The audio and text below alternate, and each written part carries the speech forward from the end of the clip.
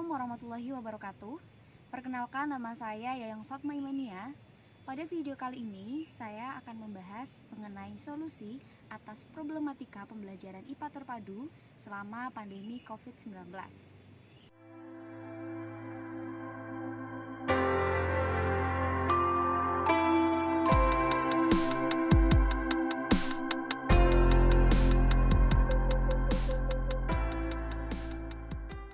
Pandemi COVID-19 mempengaruhi berbagai sektor dalam kehidupan. Salah satu sektor yang terpengaruhi adalah di sektor pendidikan. Pendidikan merupakan sarana yang paling penting demi mewujudkan sumber daya manusia yang berkualitas. Untuk itu, kita harus tetap bersemangat dalam mengejar dan mengajar ilmu pengetahuan di masa pandemi ini. Anjuran pemerintah untuk melakukan physical distancing demi memutus mata rantai penyebaran virus COVID-19 menjadikan peralihan metode pembelajaran di berbagai jenjang pendidikan, dari mulai tingkat sekolah dasar sampai ke tingkat perguruan tinggi. Dari yang semula pembelajaran dilakukan di sekolah secara langsung, kini beralih ke pembelajaran di rumah masing-masing secara online atau disebut juga pembelajaran jarak jauh atau PJJ. Pembelajaran jarak jauh atau PJJ dapat dilakukan secara sinkron atau asinkron, atau dapat juga dilakukan dengan menggabungkan di antara keduanya. PJJ sinkron berarti pembelajaran online yang dilakukan secara langsung dalam waktu yang sama, namun di tempat yang berbeda antara guru dan siswanya. Nah, media yang biasanya digunakan dalam PJJ sinkron antara lain ada Zoom Meet, Google Meet, atau bisa menggunakan video conference lainnya. Sedangkan PJJ asinkron adalah metode pembelajaran online yang dilakukan antara guru dan siswa dengan waktu yang tidak bersamaan. Bahkan dalam metode PJJ asinkron, seorang siswa bisa melakukan pembelajaran tanpa adanya guru di tengah-tengah mereka. Inilah yang disebut sebagai merdeka belajar.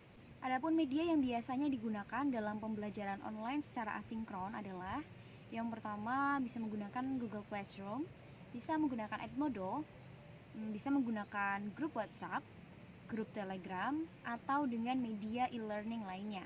Berdasarkan survei, 90% pembelajaran yang dilakukan secara online mengalami berbagai macam problematika. Pada pembahasan kali ini, saya akan berfokus kepada problematika yang dialami selama pembelajaran IPA terpadu beserta dengan solusinya. Problem yang pertama mengenai konten pembelajaran yang kurang menarik.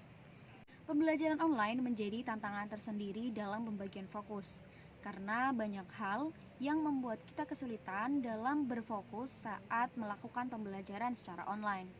Apalagi ketika pembelajaran asinkron, banyak sekali siswa yang hanya sekedar menyeklis absen atau sekedar melihat pertemuan secara sekilas, kemudian dilanjutkan dengan berselancar ke dunia maya yang lain. Hal tersebut dikarenakan konten pembelajaran yang itu-itu saja atau kurang menarik. Hanya berupa tulisan saja misalkan. Padahal dalam pembelajaran sains, banyak sekali konsep abstrak yang sangat perlu untuk divisualisasikan. Konten-konten yang kurang menarik tersebut akan kalah menarik dengan berbagai godaan di dunia digital, seperti drama Korea, berita-berita K-pop, game online, atau akan kalah dengan instastory dan postingan di sosial media yang memang secara konten dirasa lebih menarik dan lebih menghibur. Nah, solusi untuk masalah tersebut adalah guru harus membuat konten yang menarik. Kecakapan guru dalam menggunakan berbagai aplikasi pembelajaran menjadi tools yang paling utama ketika melakukan pembelajaran online, terutama ketika guru ingin membuat konten-konten yang menarik dan tidak membosankan. Ada beberapa aplikasi yang bisa digunakan guru dalam membuat konten yang menarik, antara lain bisa menggunakan PowerPoint atau bisa dengan membuat video pembelajaran interaktif oleh guru.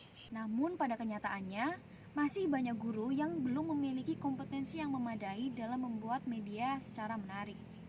Hal tersebut dikarenakan belum adanya kesempatan untuk melakukan pelatihan, usia guru yang sudah tidak muda lagi sehingga kesulitan untuk mengikuti perkembangan zaman, dan karena faktor keterbatasan perangkat pendukung. Nah, jika guru kesulitan dalam membuat konten pembelajaran, maka konten tersebut tidak harus dibuat oleh guru. Guru cukup memberikan arahan atau link untuk mengakses konten pembelajaran tersebut. Saat ini banyak sekali konten-konten sains yang sudah tersedia di dunia digital. baik konten yang sudah disediakan oleh pemerintah melalui platform rumah belajar, ataupun konten yang sudah disediakan secara personal melalui platform YouTube. Channel YouTube yang bertemakan sains yang dapat menjadi referensi teman-teman antara lain channel Kok Bisa, channel Hujan Tanda Tanya, channel Kamu Harus Tahu, channel Ayo Mikir, channel News ID, Science Bro, Arsipedia, dan channel lainnya. Link dari channel-channel tersebut sudah saya masukkan ke description box, jadi bisa teman-teman akses. Kita lanjut ke problematika yang kedua dalam pembelajaran IPA semasa pandemi COVID-19. Problematika yang kedua adalah tidak terlaksanakannya kegiatan praktikum. IPA atau sains merupakan unity of life, jadi harus dipraktekkan. Belajar IPA tidak cukup hanya dengan mempelajari teori-teorinya saja, namun pembelajaran IPA harus dengan learning by doing, belajar sambil melakukan. Praktikum memegang peranan penting dalam pembelajaran IPA, terutama dalam rangka untuk mengembangkan konsep ilmiah siswa. Jika praktikum dihilangkan, maka akan berimbas kepada menurunnya kemampuan ilmiah peserta didik. Oleh karena itu, praktikum selama pandemi harus tetap dilaksanakan sebagai ruang untuk mengasah kemampuan ilmiah siswa. Namun, praktikum di masa pandemi mengalami banyak kendala. Kendala yang paling utama adalah dikarenakan pembelajaran dilakukan secara online, otomatis laboratorium yang tersedia di sekolah juga ikut ditutup. Ada dua solusi yang dapat dilakukan agar kegiatan praktikum dapat dilaksanakan selama pembelajaran online. Solusi yang pertama adalah merancang kegiatan praktikum dengan menggunakan alat dan bahan yang tersedia di rumah. Contoh praktikum yang dapat dilakukan dengan menggunakan alat dan bahan yang tersedia di rumah antara lain, pada materi pemisahan campuran, siswa bisa melakukan kegiatan praktikum dengan membuat alat filtrasi air sederhana yang menggunakan kapas, pasir, dan karbon atau arang.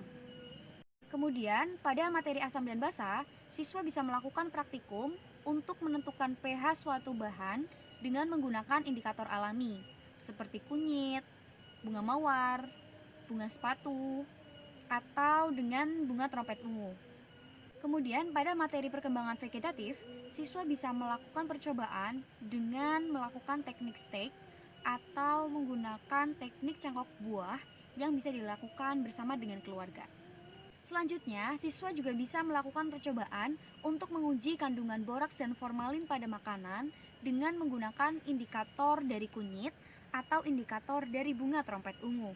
Kemudian, pada percobaan kelistrikan, siswa bisa melakukan percobaan dengan menggosokkan penggaris plastik, sisir, kain nilon, kain wol ke dalam rambut, kemudian didekatkan dengan kertas yang sudah dipotong kecil-kecil.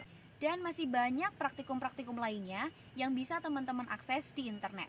Kemudian, solusi yang kedua untuk tetap melaksanakan kegiatan praktikum selama pembelajaran online adalah dengan menggunakan laboratorium virtual. Laboratorium virtual menjadi hal yang sangat esensial selama pembelajaran online. Karena dengan menggunakan laboratorium virtual, siswa bisa tetap melaksanakan kegiatan praktikum tanpa harus berada di laboratorium nyata atau laboratorium basah. Laboratorium virtual memiliki segudang manfaat. Di antaranya, siswa dapat melakukan manipulasi variabel penyelidikan tanpa harus takut membuat kesalahan. Yang kedua, dapat meningkatkan penguasaan konsep siswa. Dan yang ketiga, siswa dapat melaksanakan kegiatan praktikum kapan saja, di mana saja, tanpa memerlukan jaringan internet. Dengan catatan, sudah menginstal aplikasi laboratorium virtual tersebut. Laboratorium virtual dapat diakses melalui smartphone, tab, personal computer, atau laptop. Beberapa laboratorium virtual yang free access dan dapat menjadi referensi untuk melaksanakan kegiatan praktikum IPA antara lain. Yang pertama, Laboratorium Maya oleh Kemendikbud RI. Kemudian yang kedua ada Mobile Virtual Lab yang dibuat oleh Kemendikbud juga. Namun Mobile Virtual Lab ini dapat diakses dan di-download dengan menggunakan Android. Kemudian ada PET Interactive Simulation oleh University of Colorado Boulder, Virt Lab oleh Anne Simonoson and Company. Kemudian ada Gizmos oleh Explore Learning. Dan ada beberapa tipe aplikasi Android yang gratis dan dapat dipertimbangkan untuk menjadi alternatif laboratorium virtual yang dapat diunduh dari Play Store.